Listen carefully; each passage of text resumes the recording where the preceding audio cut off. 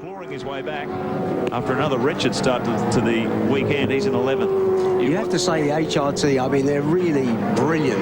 They do get some good luck as well, though, don't they? You know, you go down a sewer and come up with a salmon and beat giants syndrome, and it's... well, this is how they win championships, Baz. I mean, so many times you've seen them in a situation where perhaps the weekend hasn't started off well for them, but they have an incredible ability to dial these cars in, particularly over the course of the race day, and they're very, very strong when it counts. Well, David Bernard has parked his Caltex Havilene Falcon. Now, what's the drama? Unfortunately, mate, everyone was keeping it pretty tidy there, and I've just been turned around by Barguana. There's some blue paint right on the rear corner there of the car. What can you do? You know, there's a few more races left yet in the season, and we'll just have to get stronger from here. Tough year so far for you. Yeah, it has, mate. And unfortunately, we were doing well this race, keeping out of trouble, doing all the right things, and to end it like that, to get turned around like that's a real shame. Now we'll be pre-qualifying again. Hard luck. Thanks. Yeah, that is a factor. That's a factor, isn't it? He goes back to the pre-qualifying situation on Friday, because the first 32 placed cars what determines whether you have to pre-qualify or not from the previous round. So now he's got to do it again. He had to do it on Friday here as a result of the terrible outing he had in Adelaide. Now he's got to do it again in Hidden Valley.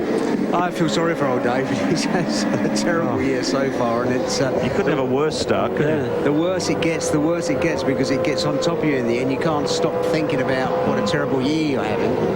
Marcus Ambrose has recorded the fastest lap of the race so far with a 1:33 flat. He, in fact, virtually everybody at the top of the order is in the 33s at the moment. The sun's gone behind the cloud, and it can have an immediate effect on lap times. There's the split between Mark Scaife leading this race and Craig Lowndes in 5th, just under 16 seconds. And Lowndes made 4 positions in the pit lane on the opposition. So, you know, they're still proving that that wasn't a fluke at Phillip Island. So Mark Scaife continues where he left off in 2000. Dominating at Eastern Creek, 4.6 seconds in front of his teammate Paul Radisich in 3rd. Look at that line of Fords.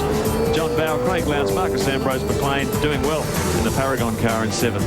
And Kelly, Barguana, Tander, Morris, Ingle, Jones, Johnson and McConville. We hope you're enjoying the Shell Championship Series on Network 10, your home at Motorsport.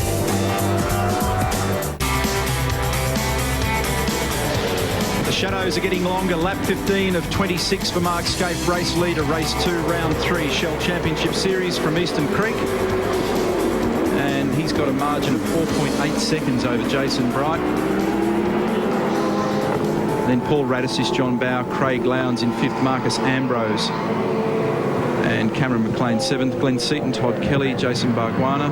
One bloke who we were watching early on who's tumbled, and I don't know why, might not just have the pace. Brad Jones down in 14th now. So maybe he got a little bit of a shove or that car deteriorated. This is Stephen Richards. We heard before from Grant telling us that he had some problems when he was stuck in the pit lane, obviously been rectified. Can't see Stephen in the top 27 on our timing monitor. It's been an encouraging result for Cameron McLean. He's currently 7th. Queenslander, and after having a wretched, there he is in the distinctive yellow and white car just in front of the FTR Ford. So this will be a good strong result for Cameron McLean and the Greenfield Mowers team if they can bring this one home. Fastest lap, as Neil mentioned before, Marcus Ambrose on 1:33.00, set back on lap 11, where lap 16, 17. So the race really now just settling down into something of a rhythm. Kelly actually looked like he was about to run wide at turn 1, but he kind of gathered it up a little bit as well. He's obviously got a bit of incentive to keep pushing on there at the moment. He's in 9th. He's looking for points, but he's right on the 9th edge. Bargs is back in 10th. Teammate Tander 11th. Fortunes have changed, unfortunately, for the Valvoline Cummins team as we go on board with Garth. Had a yak to both the boys this morning before the warm-up, and it's just that they know what's wrong with the cars. They can't quite put their finger on why. And it's been a tough start to the championship. It's remarkable how things change. Look at that sun as you come out of the back of Corporate Hill, out of turn 8 in the braking area for 9. It's quite difficult as the afternoon wears on to pick your braking point down there, and particularly when we get to this time of the year. It used to be really bad at the end of the straight when the drag guys had been there. The circuit would be really shiny, and the sun had shined. You could see even standing in the pictures.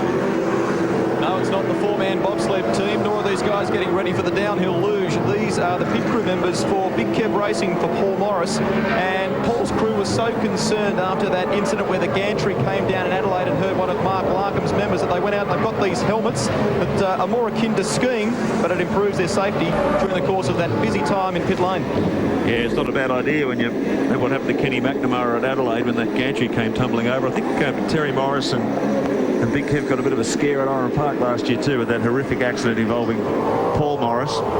Really has put woken them up to every safety precaution you can possibly take is worthwhile doing, and there's a classic example of it there.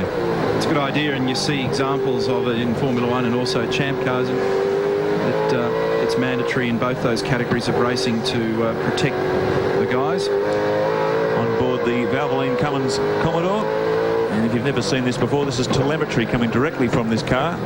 Road speed on the left of screen, engine revs on the right, gear position and brake applications. Let's have a listen for half a lap or so with the Valvoline Cummins Holden.